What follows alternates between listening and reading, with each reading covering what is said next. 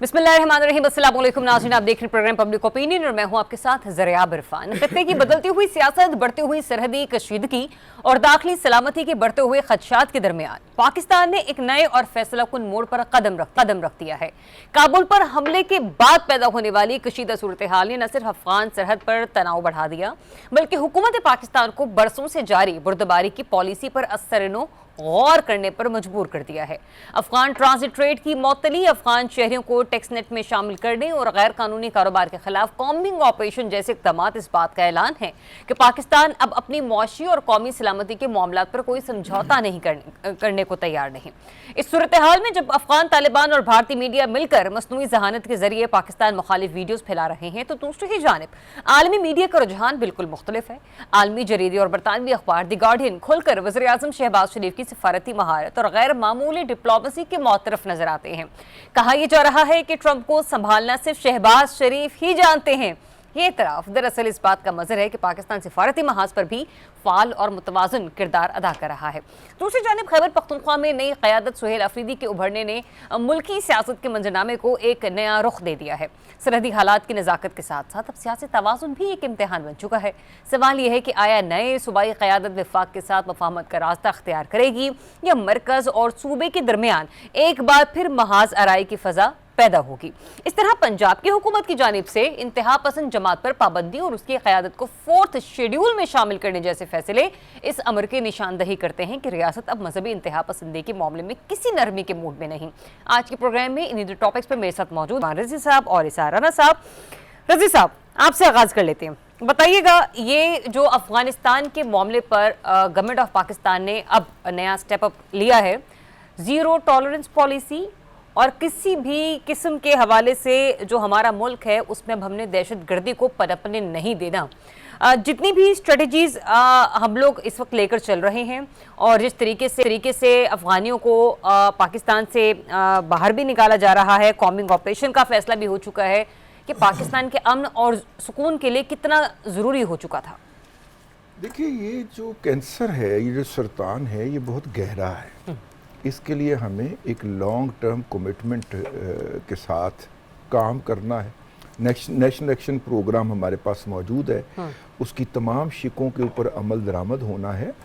और ये सिर्फ हमें जो दरामदी इंतहा पसंदी नहीं, बल्कि जो मुकामी इंतहा पसंदी है। और अब मुझे इस बात की खुशी है कि चीफ मिनिस्टर पंजाब ने इसकी पॉलिटिकल कॉस्ट अदा करने का फ़ैसला किया है। अपने आप को आयरन लेडी साबित किया उन्होंने कि इंतहा पसंदों की यहाँ पे भी जो असासे हैं उनकी भी खैर नहीं है, उसे भी महकमा औकाफ के तहत जो है वो ले जाया जाएगा या ज़ब्त किया जाएगा। हम उस पर आएंगे। लेकिन अफगान जो हैं, अब मैं आपको एक छोटी सी मिसाल देता हूँ। ये ऑफिशियल इंफॉर्मेशन है, मैं कोई ऑफिशियल सीक्रेट एक्ट की वायलेशन नहीं कर रहा। ये जो अमीर खान मुत्तकी साहब हैं, जो कि भारत में गए हुए हैं और वहाँ पे वो उर्दू में प्रेस कॉन्फ्रेंस करते हुए पाए जा रहे हैं।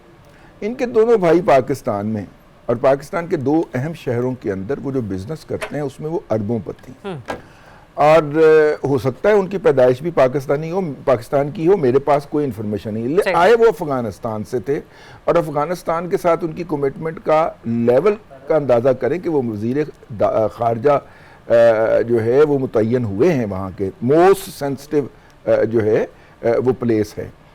अब मसला ये है कि उनके भाइयों ने पता नहीं कब से पाकिस्तान की शहरियत ले ली होगी, तभी वो अरबों रुपए का लेन देन कर रहे हैं ना। और पाकिस्तान के दो अहम शहरों में बैठ के, गुजरांवाला और कोयटा में बैठ के ये काम कर रहे हैं। उनके अदारे रजिस्टर्ड हैं FBI के पास और फेडरल गवर्नमेंट के पास, तो मेरा और सूबाई हुकूमतों के पास। तो मेरा मतलब है कि ये जो प्रोसेस होगा कि अफगान अपनी सॉइल पे वापस जाएं या फिर पाकिस्तान के मुहिब्बे वतन शहरी बने, ये दो ही ऑप्शन है ना। बिल्कुल ऐसे, दरमियान का तो रास्ता दरमियान में तो ये तो नहीं हो सकता कि आप यहाँ पे कमा रहे हों और अफगानिस्तान की हुकूमत के साथ जब पाकिस्तान और अफगानिस्तान में कॉन्फ्लिक्ट हो तो आप जाके अफगानिस्तान की हुकूमत के साथ खड़े हो जाएं। दुनिया की कोई हुकूमत इस अमर की इजाजत नहीं दे सकती। इसलिए वो जो अफगान यहाँ पे लोकलाइज हो चुके हैं, नेचुरलाइज हो चुके हैं, उनको भी इस अमर के ऊपर गौर करना होगा कि देखिए, याद जब नेशनल स्टेट की बात आ गई तो फिर आपको या तो पाकिस्तान के साथ खड़े होना है या पाकिस्तान की कौमी पॉलिसी के साथ, या फिर आपने अफगानिस्तान और वही बात है रजीक साहब, ये अफगान बाशिंदे भी उसी वक्त कमा सकेंगे, अपने कारोबार कर सकेंगे जब वतन अजीज में सुकून का माहौल होगा। जब यहाँ पे सुकून होगा तो फिर ही आपकी कमाइयां होंगी। ऐसे ही है। इसार राना साहब, इसी चीज को मैं मजीद सेकंड करते हुए लेके चलूंगी कि पंजाब हुकूमत ने अफगान शहरों को टैक्स नेट में लाने का फैसला किया है।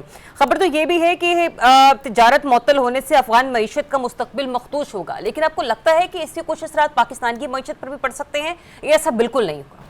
नहीं, देखे पहले तो रजी साहब की जो बात है उसे कंटिन्यू करता हूँ। इनके पास खौफनाक मालूमात होती हैं और इतनी खौफनाक होती हैं कि जब ये शेयर करते हैं तो मैं हैरान हो जाता हूँ कि इतनी एक्यूरेट चीज़ इनके पास आ जाती है। तो डेफिनेटली हमारे मेरी बली चढ़ाने लगे ने तारीफ भी नहीं करें, मेरे कंधे पे ये बंदूक रख के चलाने लगे हैं। नहीं, मैं तो आपकी तारीफ कर रहा हूँ। मॉनिटरिंग वाले भाईन ध्यान नाल अगर ये इन्फॉर्मेशन रजी साहब के पास है तो बाकी मेरे जैसे 2% के सहाफी के पास है तो उनके पास तो होगी ना। नहीं, देखे रजी साहब, 100% के कह सकते हैं, 2% के सहाफी ने सियासी मेरी जो लड़ाई है ना वो एक जिसे कहते हैं ना आखिरी हद पे खड़ी है नज़ियात की। लेकिन आपका सहाफती कद पे तो मैं बबांगे दोहल कहता हूँ कि आप एक जय्यद सहाफ़ी हैं वो तो और अल्लाह ने आपको एक सहाफत का मुकाम दिया है। वो अलहदा बात है कि आप उस मुकाम को खुद इधर उधर कर दें।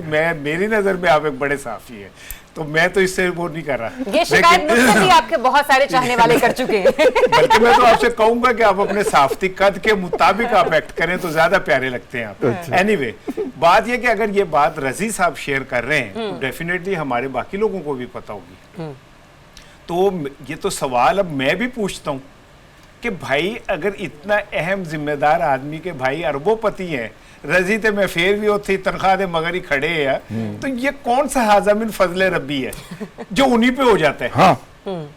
कि वो ही आते हैं और वो ही आते हैं, वो चमत्कार होता है और वो एक ऐसे अरबोपति हो जाते हैं। कहीं ना कुछ तो रॉन्ग नंबर होता ही है। तो मेरा ख्याल है हमें अब इस पे भी गौर करना चाहिए। मोहतरमा मरियम साहिबा जो टैक्स नेट में उन्हें ला रही हैं, बहुत अच्छी बात है। मैं तो कह रहा हूँ वक्त निकाल के जो उनके परों के नीचे ताजिर हैं उनको भी ले आए टैक्स नेट के अंदर। जैसे लिबर्टी है, अनारकली है, हाल रोड है, बड़ी मार्केटों के ताजिर जो हैं उन्हें भी ले आए। लगे हाथों जरा, वो तो कितने होंगे अफगानी, ये तो हम पंजाबी तो बड़ी तादाद में है ना, और तो उनको मिले अफगानी भी इनके पीछे छुपे हुए हैं जो टैक्स नेट बिल्कुल ऐसे ये मार्केटों के पीछे छुपे हुए लोग हैं ना, तो मार्केट पे आप टैक्स लगाएं तो ये। और दूसरी बात ये जो एक बात मैं आपको बताऊं, ये जो 48 घंटे का अल्टीमेटम है ना, ये इसका मतलब ये कि जंग तो अब शुरू होनी है। 48 घंटे का मतलब है कि जी आतुसी तोपा सीधी कर लो, असी कर लेने। और मैं इतना कह सकता हूं कि पाकिस्तान इस वक्त एक हसास वक्त से गुजर रहा है। हाँ। और बहुत सारी चीजें हम कह नहीं सकते, लेकिन उसकी हसासियत का हमें अंदाजा है। पूरी कौम अपनी पाक फौज के साथ खड़ी है और इस अज़म और इस यकीन के साथ खड़ी है कि उन्होंने माजी में भी हमें लेट डाउन नहीं होने दिया, अब भी नहीं होने अच्छा, इस चीज को मैं इस जरूर कहूंगी कि मैंने अक्सर औकात बेशतर दफा खबरों में पढ़ा भी, खुद भी रिपोर्ट किया। हमारे जो सियासी ओहदों पे बैठे हुए हुक्मरान हैं वो ये कहते हैं कि पाकिस्तान सिर्फ नाजुक दौर से गुजर रहा है। यकीन जाने ये पहली बार मुझे ऐसा महसूस हो रहा है कि जिस तरीके से पाकिस्तान के अंदर और पाकिस्तान की सरहदों पर पाकिस्तान जिन मामलात से इस वक्त निबट रहा है, हम वाकई इस वक्त बड़ी ही नाजुक सूरत हाल से निपटते हुए चल रहे हैं। रजी साहब, सॉरी जी, आप सवाल करें। हाँ रजी साहब, जहाँ पे हमें एक तरफ इन चीज़ों का सामना है, हमारी पाक अफवाज जो है वो अपना भरपूर तरीके से जवाब दे रही हैं, वहीं पर हमारी जो डिप्लोमेसी है उसके इंटरनेशनल मीडिया खासा मौतरफ नजर आ रहा है। पीएम साहब की जो डोनाल्ड ट्रंप के साथ जो भी एक इंटीमेसी या एक पॉलिटिकल या डिप्लोमेटिकल रोमांस चल रहा है, डिप्लोमेसी का रोमांस जो चल रहा है, उसको बड़ा जो है ना वो अडोर किया जा रहा है। इसके भी कॉन्सिक्वेंसेस हमें भुगतने पड़ सकते हैं, क्योंकि जो हमारे पड़ोसी दो मुल्क हैं, एक तो एक के इशारों पर नाच रहे हैं और दूसरा तो वैसे ही हमारा अजली दुश्मन है। अब देखिए, आज जो है वो एक बहुत बड़ी खबर है इंटरनेशनल मीडिया के अंदर और ट्रंप साहब की जुबानी आई है, और वो ये है कि इंडिया ने ट्रंप के सामने सरेंडर कर दिया और उन्होंने कहा है कि वो रूस से तेल नहीं खरीदेंगे। और ये वो बात थी जो ट्रंप साहब उसे मनवाना चाह रहे थे कि आप रूस से सस्ता तेल खरीद कर उसको रिफाइन करते हैं और खुद भी इस्तेमाल करते हैं और पूरी दुनिया को देते हैं। ट्रंप साहब इतने खुश थे कि उन्होंने आज ओवल के अंदर बैठे हुए एक ब्रीफिंग में इस अमर का ऐलान किया कि वो उन्होंने मेरी बात मान ली है और बस हम उस वक्त तक ही ट्रंप साहब के महबूब हैं जब तक उनकी इंडिया के साथ सुलह नहीं हो जाती, और उसके आसार नजर आ रहे हैं। लेकिन ट्रंप साहब साथ में इसी ओवल ब्रीफिंग के अंदर ये बताना नहीं भूले कि पाकिस्तान के वजीर आजम द ग्रेट प्राइम मिनिस्टर, उन्होंने मेरी तारीफ भी की थी है, और वो वजीर आजम है जिन्होंने 7 जहाज गिराए थे और 8वां UAV, इसलिए वो 7 जहाज का फिर उन्होंने मंत्रा वहां पे पढ़ा। देखिए ये आप शहबाज शरीफ साहब के तरीका वारदात के ऊपर तनकीद करें, आज गार्डियन ने लिखा हुआ है कि only Shahbaz knows it how to handle Trump, और उन्होंने फिर पूरा लिखा कि किस तरह पाकिस्तान जो है वो डिफॉल्ट के किनारे खड़ा हुआ था, पाकिस्तान इंटरनेशनल डिप्लोमेटिक आइसोलेशन का शिकार था, पाकिस्तान ये था, पाकिस्तान वो था। लेकिन शहबाज शरीफ साहब ने ऐसा हैंडल किया है, यहाँ पे तो कुछ दोस्तों को उम्मीद थी कि ट्रंप साहब आते ही फोन करेंगे और 5 नवंबर को जैसे ही हलफ उठाएंगे और वो फोन करके जनाब यहाँ पे कहेंगे किसी को कि वो जो एक कैदी हैं अडयाला में उन्हें रिहा करें और वजीर आजम बनाए, और लोगों ने बाकायदा इस पे टीवी पे प्रोग्राम कर दिए। और हमने कहा कि यार खुदा का खौफ करे, ऐसे नहीं होता, डिप्लोमेसी होती है। अब मेरा मतलब है साल गुजरने को आया है, ट्रंप साहब के मुंह से वो नामी नहीं निकल पाया जिसकी हमारे वो अहबाब तवक्को लगा के बैठे हुए थे। तो मैं अर्ज कर रहा हूँ कि जिस तरह पाकिस्तान के मौजूदा जो टैग टीम, मैं इसे टैग टीम कहता हूँ, इसार राना, ये जो है मेरा मतलब हमारे चीफ ऑफ आर्मी स्टाफ जो हैं, फील्ड मार्शल वो और शहबाज शरीफ, ये टैग टीम मैच खेलते हैं, वो हाथ लगा के तू रिंग के अंदर मैं रिंग से बाहर, ये वो वाला मामला। तो ये टैग टीम ने जिस तरह प्ले किया है और हैंडल किया है जनाब ट्रंप साहब को, मेरा ख्याल है कि दुनिया मुतरफ हो गई। मुझे बस एक लास्ट कमेंट लेना है राना साहब से, ये तो पीएम साहब के वाले से बात होगी। राना साहब, हमारी जो सियासी जमातें हैं, मौजूदा हो या माजी की हो, वो अपने किए गए जो फैसले हैं उनके ऊपर कायम क्यों नहीं रहती?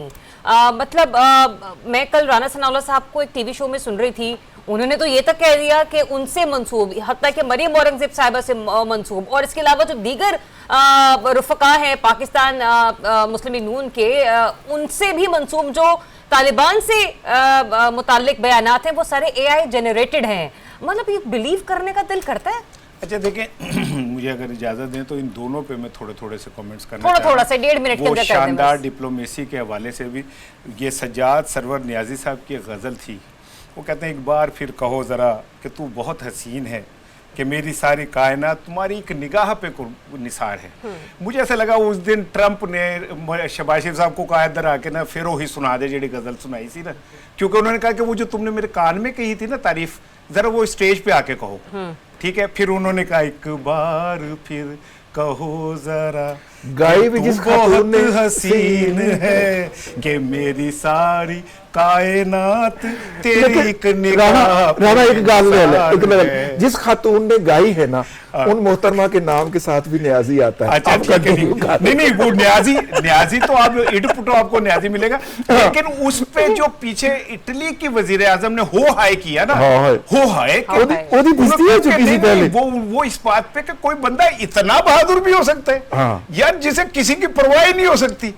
ट्रंप ने कहा इधर आए आके जो कल मेरे कान में मेरी ठीक है ना, सड़ो शरीक को सड़ो, मेरी गलती कर दो आपकी, देखे मैं बात कितना उससे प्लीज आप कर। अच्छा उसके बाद उसने कहा हो है ये क्या, इतनी तारीफ तो मेरे मियां ने कभी झूठी नहीं की जितनी ये कर रहे, समझे? बिल्कुल, मैं भी कहूँ कि आप थोड़ा ही रखें, बहुता ना ही डालें तो आपकी बड़ी मेहरबानी होगी। लेकिन मैं सिर्फ सेगमेंट क्लोज करते हुए ब्रेक पर जाने से पहले इतनी मुख्तसर से बात करना चाहती हूँ कि आज आप जो एकदम बहुत अच्छे हैं, ये पाकिस्तान के हक में हैं, पाकिस्तानी जो है वो अस्करी और हमारी जो सियासी क़यादत है उनके साथ खड़ा है पाकिस्तान में अमन और सुकून के लिए। लेकिन जैसे आप लोगों ने पहले अपने किए गए इक़दाम को AI जनरेटेड कह दिया ना, इस तरह से ये वक्त ना आ जाए कि आप लोग जो आज कॉम्बिंग ऑपरेशन और दीगर जो आप कह रही हैं कि पंजाब हुकूमत ये वाले फैसले भी कर चुकी है, चाहे वो कारोबारी हो, गैर कानूनी रिहायशी हो, इसको भी AI जनरेटेड मत कीजिएगा। ये आप लोगों के दुरुस्त इक़दाम है, इन्हें जो है ना ओन कीजिएगा। एक ब्रेक लेते हैं, आपको फिर से ज्वाइन करते हैं, स्टे ट्यून्ड। जी वेलकम बैक वंस अगेन। नाज़रीन, सुहेल आफरीदी साहब अपने ओहदे का कल तो हलफ ले चुके और उसके बाद हमने देखा कि जो भी KPK में एक नई तब्दीली रूनुमा हुई। अब बात इससे आगे की है, आगे का सियासी मंजरनामा क्या होगा, न सिर्फ वफाक का बल्कि खुद KPK का भी। सरहदी कशीदगी भी एक तरफ है, ताहम जो सूबे और विफाक के दरमियान एक बत-एतमादी की फिजा अभी तक बरकरार है, उसका खात्मा कैसे मुमकिन होगा? फिर आज हमने ये भी देखा कि सुहेल अफरीदी साहब ने मिलना था बानी पीटीआई से अडयाला जेल में। इस सिलसिले में जो विफाक की तरफ से जिस तरीके से उन्हें इंतजार करवाया कि ये रखा, खड़े रहे, मतलब एक समझ तो आ रहा है कि मोमेंटम आगे क्या बनने जा रहा है, लेकिन फिर भी मेरे एक्सपर्ट्स यहाँ पे बैठे हुए, उन्हीं से जरा जान लेते हैं कि आगे मुफाहमत की सियासत होती हुई नजर आ रही है, ये टकराव होता हुआ नजर आ रहा है, ये टकराव से बढ़कर मैं इसको तसादुम की सूरत हाल का नतीजा देखूंगी। साराना साहब, क्या आपको लग रहा है, मुफाहमत है, टकराव है? क्योंकि एक मैसेज तो कन्वे किया गया आज, जिस तरीके से इंतजार करवाया गया। देखें, रात राना सनाउल्लाह साहब, वो मेरे मैं उनका बहुत उनसे मोहब्बत करता हूँ। मैं क्लीन शेव राना हूँ, वो मूछे वाले राना है, तो उनकी बात में वो नज़र भी आती है बात।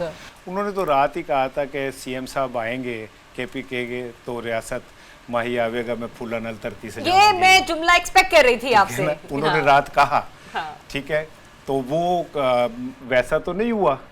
लेकिन मैं देखें समझता हूँ कि इमरान खान के एक फैसले ने PTI के मुर्दा घोड़े में जान डाल दी है, और ऐसा लगता है कि PTI फिर तवाना होके बड़ी तगड़ी होके सामने आ गई है। यानी इससे अडयाला में बैठे हुए आदमी के तदब्बुर को तो मैं मान गया।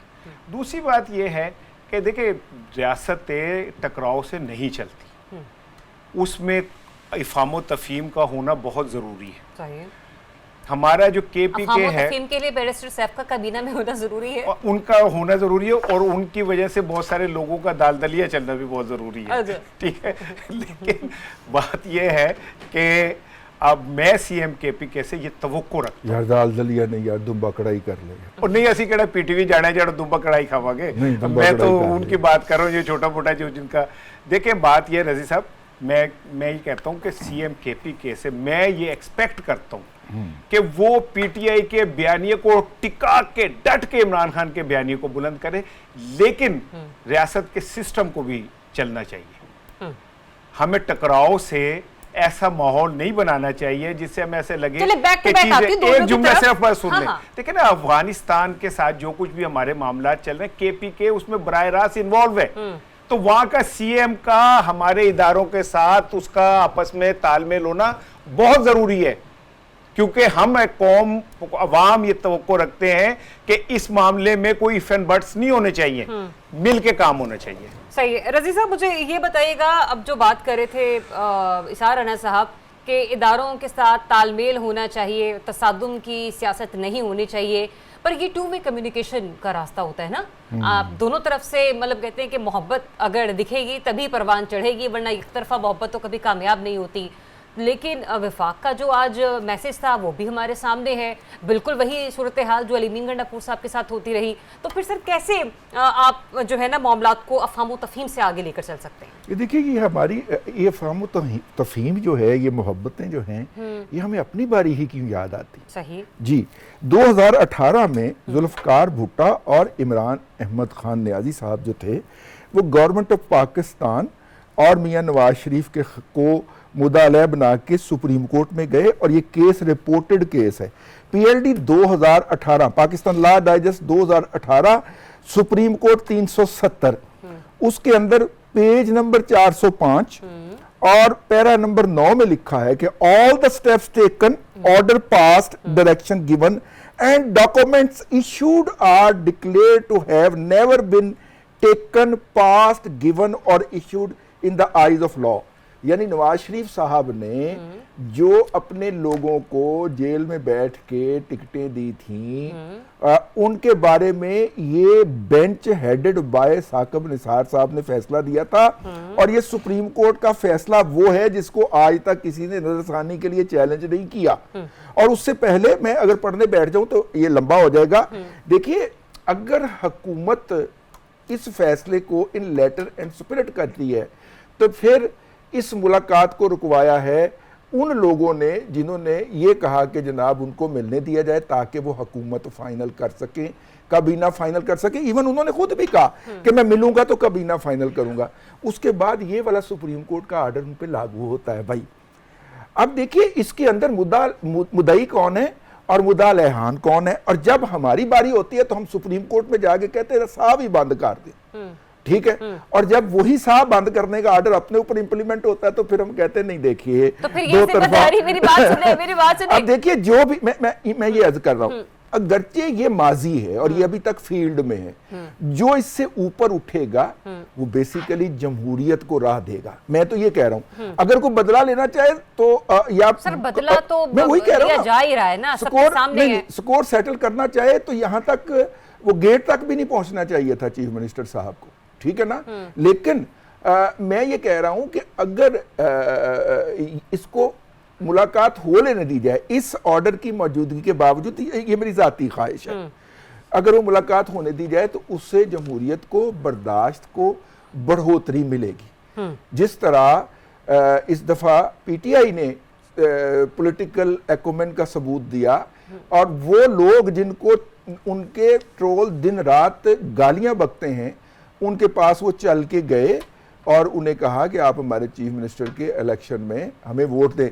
ये एक फॉर्मेलिटी होती है, ठीक है, ये एक जमहूरी मिजाज का इजहार होता है और ये पहली मर्तबा हुआ है, पहले नहीं गए ये, सही है, ठीक है ना, ठीक है। और पहले तो पीपुल्स पार्टी इनसे फेडरल गवर्नमेंट बनाने के लिए राब्ते करती रही और पीपुल्स पार्टी ने वफूद भी भेजने का ऐलान किया लेकिन उन्होंने रिसीव करने से इनकार कर दिया और अब इस दफा पीटीआई खुद गई है। तो मेरा ख्याल है कि बाकी लोगों को भी जो है, सुप्रीम कोर्ट का ऑर्डर मौजूद है, इन फील्ड है, रिव्यू नहीं हुआ कभी भी, साकिब निसार साहब का फुल बेंच का फैसला है और उन्होंने कहा कि जेल में बैठा हुआ कोई शख्स जो है वो हुकूमती मामलात ना चला सकता है और उसके इस ज़िम्मे में दिए गए डायरेक्शन को नल एंड वाइड समझा जाएगा। जी करनी है ना, तो राणा साहब मुझे ये बताइएगा, फिर इसका मतलब जो आज हुकूमत एक यूं कह लीजिए कि मैसेज कन्वे कर चुकी है और जिस तरीके से भी मामला चल रहे हैं, फिर सुहेल आफरीदी साहब का रिएक्शन आपको क्या नजर आता है? क्योंकि बानी पीटीआई जेल में बैठकर उन्होंने दो इंपॉर्टेंट बातें की। एक तो उन्होंने कहा कि मुझे पैरोल पर रिहाई दी जाए जिसके बाद मैं जो अफगान पाक कशीदगी है उसके अंदर एक बेहतर किरदार अदा कर सकता हूँ सूबे के अमन के खातिर, मुल्क के अमन के खातिर। एक तो ये मामला भी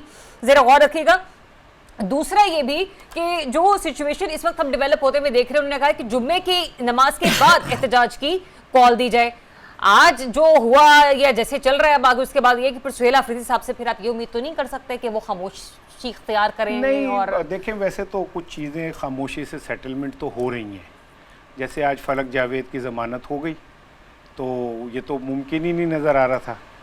और फिर इसी तरह जैसे का उन्होंने आईजी को तलब करके उनकी दूसरी बहन के हवाले से पूछा, सनम जावेद के हवाले से, ठीक है ना। तो अब गंडापुर से जो शिकवा था पीटीआई को वो यही था कि बतौर सीएम वो ज़मीन पे पैर नहीं रखते पूरी तरह। मैं तसादुम के हक में नहीं हूँ, कतन नहीं हूँ हक में, मैं हमेशा इस बात के हक में हूँ कि पाकिस्तान के मामलात को आगे बढ़ना चाहिए। मतलब आप ये कह रहे हैं गंडापुर साहब घोड़ी चढ़कर आते जरूर है पर घोड़ी से उतरते नहीं है? नहीं, घोड़ी से उतरते नहीं। घोड़ी पे जब बैठते तो घोड़ी को पीछे से कोई सिगरेट लगा देता है। वो फिर 34 इजला टपते हुए पहाड़, 12 इजला टपते हुए बूहे बारियां थे नाले के अंदर टप के ना वो फिर बेचारे रेगिस्तान में चले जाते, कैस जंगल में अकेला है मुझे जाने दो। ये आप ज्यादती कर रहे हैं, मिसरिपोर्टिंग कर रहे हैं, अकेले नहीं थे वो जो भी था उनके साथ, वो मैं उसकी बात ही नहीं कर रहा, उसकी बात गल कर भी नहीं सकते। मैं तो जो बात कह रहा हूं वो ये है कि भाई देखे टकराव से हमें दोनों को, ना रियासत को कुछ मिलेगा ना पीटीआई को कुछ मिलेगा। आप सांस लेने दें, सांस दूसरे को लेने दें, खुद भी लें। यही बेहतरीन जियो और जीने दो का जो असूल है वही वो बेहतरीन है। अगर सुप्रीम कोर्ट ने उस टाइम ये कहा कि जी जेल में बैठा हुआ कोई शख्स ऐसा नहीं कर सकता, तो बहरहाल फैसला था, लेकिन फैसले पे कमेंट कर सकता हूँ कि वो ठीक नहीं था। लेकिन ये फैसला बिल्कुल ठीक था सुप्रीम कोर्ट का कि नवाज शरीफ साहब को बाहर भेजा जाए, वो बीमार हैं, उन्हें रेड कारपेट दिया जाए, उन्हें 150 रुपये के स्टाम्प की सहूलत दी जाए, वो जब चाहें वापस आए, उनका जामीन जो है लाहौर पाकिस्तान में रहे, उसे कोई ना पूछे कि आपने 6 महीने की ज़मानत दी थी तो आप अदालत में आए। मेरा ख्याल है कि अदालतों के फैसले जो होते हैं वो बड़े दूररस नताइज के होते हैं। फिर वो अपनी तस्हीह करते हैं कि भाई आगा आप तशरीफ ले आए तो चले बायोमेट्रिक हम घर भेज रहे हैं, वहाँ कर दें। इसहाक डार साहब हम शर्मिंदा हैं, आप वज़ीर आज़म के तैयारे पे गए थे, वज़ीर आज़म के तैयारे पे वापस आ गए, हमने हिफाजती ज़मानत भी दे दी है, आपके खर्चे वर्चे भी दे। मैं ये कह रहा हूँ अदालतों के फैसले, बहरहाल अदालतों के, तो मैं तो कुछ नहीं कर सकता उसमें।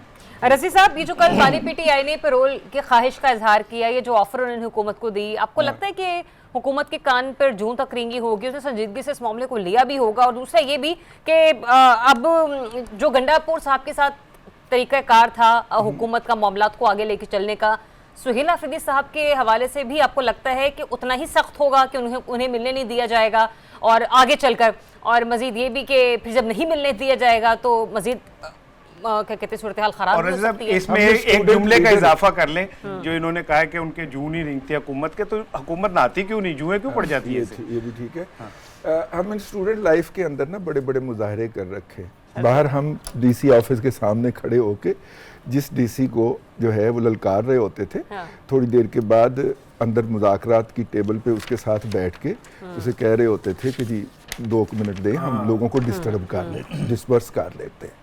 तो मुझे लगता है कि जितनी मज़ाहमत इन्होंने की है गंडापुर ने, जी जी ये मौसूफ जो हैं शायद उतनी ना कर पाएँ। अच्छा, मैं उतना वो बयानिया का बोझ ना उठा पाए। अच्छा, हाँ, ये मुझे ये लगता है। लेकिन एक बात, कल मैं ना 2 लोगों का डायलॉग देख रहा था। अच्छा। हो सकता है उनमें से एक बंदा मैं हूं, लेकिन मैं देख रहा था उसे एज एन ऑब्जर्वर। तो उन्होंने कहा कि देखिए जो है वो खान साहब को ना पेरोल के ऊपर रिहाई मिलनी चाहिए। हाँ। तो मैंने कहा कि क्यों मिलनी चाहिए, उसकी कोई लॉजिक, कोई जस्टिफिकेशन? कहते जी नवाज शरीफ साहब को भी मिली थी और वो पेरोल पे आए थे। मैंने कहा क्यों मिली थी?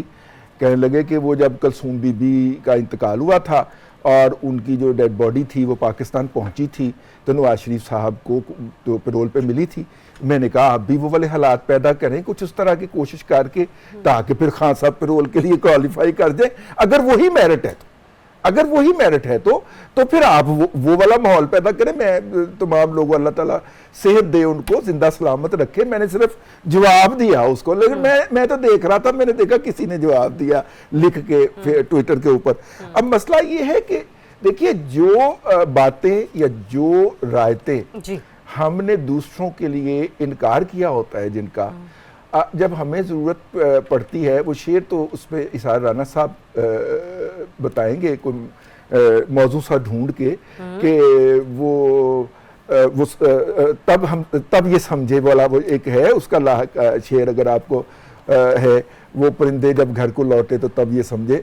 तो मेरा मतलब है कि तो लोग जाने, हाँ? तो लोग जाने वो वाली पूरी नज़म जो है या गज़ल जो भी है, उसको यहाँ पे हमें पढ़ना चाहिए था आज के दिन में कि देखिए, मैं इस बात का हामी हूँ कि उन्हें पेरोल के ऊपर अगर रिहाई वो क्वालिफाई करते हैं तो उन्हें मिलनी चाहिए, लेकिन हमें उसके लिए मैं आवाज़ उठाऊं कि उन्हें पेरोल के ऊपर रिहा किया जाए। वो खुद से ऑफर ना दें, वो आवाज ना उठाएं जो कि कल तक और अभी भी प्रोग्राम में बैठ के मेरे सामने नवाज शरीफ की उस जो है उसका मजाक उड़ाते हैं, उस पेरोल के ऊपर रिहाई का और आने का, वो ना उठाए। मैं उठाऊं, मेरे लिए लोकल स्टैंड आई मेरे पास। ठीक है जी, ठीक है। ब्रेक लेते हैं, ब्रेक के बाद आपको फिर से ज्वाइन करते हैं। Welcome back once again. नाज़रीन, पंजाब हुकूमत ने आज एक बड़ा ही इंपॉर्टेंट फैसला किया और मजहबी जमात जो कि अब इंतहा पसंद जमात में तब्दील हो चुकी है, उसके ऊपर मुकम्मल तौर पर पाबंदी का फैसला कर लिया गया है। और इस सिलसिले में आपको ये भी बता दें कि इंसदादे दहशतगर्दी एक्ट के 4th शेड्यूल में इस जमात को शामिल किया जाएगा। मीनवाइल जो तमाम जायदादें हैं, असासे हैं, वो महकमा औकाफ की तहवील में दे दी जाएंगी। ये फैसला किया गया है। पंजाब भर में जो मखसूस मजहबी जमात से मुंसलिक मसाजिद और मदारिस है, इनको भी सील करने का सिलसिला शुरू जो है वो कर दिया गया है। इसार राना साहब, ये फैसला तो खान साहब ने भी अपनी गवर्नमेंट में लिया था, लेकिन यही हुकूमत थी जिसने उस पर से पाबंदी उठा दी थी। जो हुकूमत कर रही है बेहतर कर रही है। और मैं आपकी अपनी इसके ऊपर ज़ाती राय क्या है कि जिस तरीके से मामला चल रहे हैं उनको कैसे मंतकी अंजाम तक पहुंचाया जा सकता है आसानी के साथ? देखिए, एक तो बात बिल्कुल मैं कैटेगोरिकली कहता हूँ, किसी तंजीम को रियासत से टकराने का हक नहीं है। विदन जो हमें आइन ने हमें जो वो दिए हुए, उसके अंदर रह के हर शख्स का हक है कि वो एहतिजाज करे। लेकिन असला लेके और देखे ना, जब एक दफ़ा नामूस रिसालत पे जलूस लाहौर में निकले तो सैकड़ों की तादाद में मोटरसाइकिलें जला दी गई, गाड़ियां जला दी गई। दुनिया को क्या मैसेज देते हैं हम? इस्लाम एक अमन का, मोहब्बत का मजहब है, और हम ये बता रहे होते हैं कि हम जब प्रोटेस्ट करने निकलते हैं, इस्लाम तो पत्ता तोड़ने से भी मना कर देता है। फातेह को कहता है दरख्त, नबी पाक सल्लल्लाहु अलैहि वसल्लम ने फरमाया था कि किसी पौधे को भी नुकसान ना पहुंचे। और हम क्या कर रहे होते हैं? हम मजहब के नाम पे गर्दनें काट रहे होते हैं। हम मजहब के नाम पे जनाब अली इमरान जला रहे होते। हम मजहब, वो जो पुलिस एहलकार, मैंने उस दिन भी कहा था कि अगर हमारे पाक फौज का एक सिपाही अजीम है तो पुलिस वाला भी उतना ही अजीम है, वो भी हमारी हिफाजत के लिए खड़ा होता है। पिछली दफा भी ऐसे हुआ, कितने पुलिस एहलकार शहीद हो गए, अब भी यही इतलात है।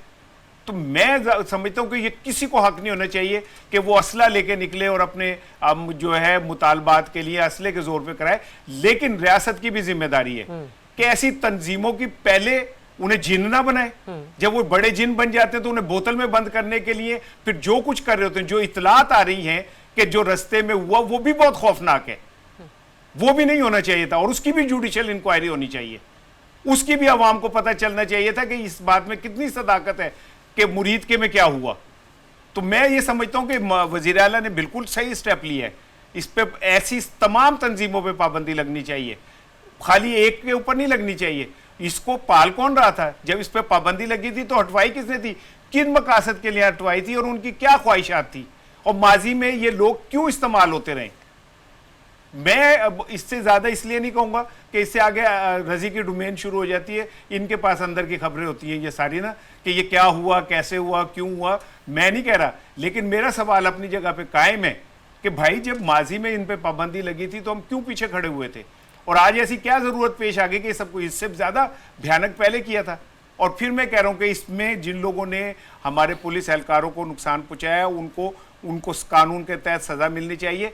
लेकिन इस बात की भी तहकीकात होनी चाहिए कि जिन लोगों ने मिस हैंडल किया इन लोगों को और वहां पे जो सान्या हुआ उसकी भी अवाम को पता चलना चाहिए। रजी साहब, आपको क्या लगता है जिस तरीके से मुतवातर कार्रवाइयाँ हो रही हैं, बेहतर ना होता कि पहले भी जो मुरीद के वाक़या गुजरा है, ये मामला अब एक मुअम्मा बना हुआ है, शुकूक शुबहात हैं, कौन सच्चा है कौन झूठा है। अपार्ट फ्रॉम दिस, जिस तरीके से अब हैंडल किया जा रहा है, बेहतर ना होता आज से 4-5 रोज पहले इस तरीके से कार्रवाइयाँ की जाती, इकट्ठा किया जाता, गिरफ्तारियां होती, एटीसी में पेश कर दिया जाता और कानूनी तकाज़ों को पूरा करते हुए मामला को आगे बढ़ाया जाता। और दूसरा ये भी कि मेरी एक रिक्वेस्ट भी है रियासत से, मैं चाहूंगी कि आप भी इसके ऊपर रोशनी डालें कि सर जो बेकसूर और बेगुनाह है ना, वो कहते हैं कि घुन के साथ गेहूं भी पिस जाता है, वो सलूक नहीं होना चाहिए।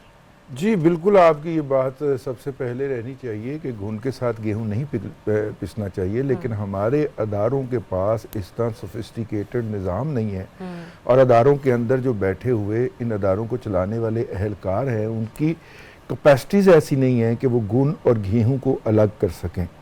तो लिहाजा हम देखते हैं कि बहुत सारे मामलात के अंदर हमारे बाज़ पुलिस अफसरान जो हैं वो बहुत ज़्यादा अमीर भी हो जाते हैं, क्योंकि वो ओपन FIR दर्ज करते हैं और इशाराना के और मेरे बच्चे को नाके पे रोक के हमें फ़ोन करते हैं कि हम उस FIR में इसका नाम डालने लगे, नामालूम में डालने लगे, वरना आप जो है ना वो हमारा कुछ ख्याल करें। तो फिर हम जैसे लोग जो होते हैं उस वक्त कोई जेवर बेचता है, कोई कुछ करता है और वो उनका ख्याल करते हैं हम। लेकिन मैं ये बात अर्ज करूं कि आपने कहा ना जी कि पहले रियासत क्यों पीछे हट जाती रही और अब जो है, बुनियादी तौर पे रियासत इसलिए पीछे हट जाती रही कि जो उसकी पॉलिटिकल कॉस्ट होती थी वो कोई अदा करने को तैयार नहीं होता था। इसकी एक पॉलिटिकल कॉस्ट होगी जिसका आपको खमियाजा इलेक्शन वाले दिन भुगतना पड़ेगा। और आप ये ज़हन में रखें कि पंजाब हुकूमत दिसंबर में लोकल बॉडी इलेक्शन में जा रही है, तो ये पॉलिटिकल कॉस्ट जो है ये बड़े दिल जिगरे का काम है। अगर कोई लीडर कहता है कि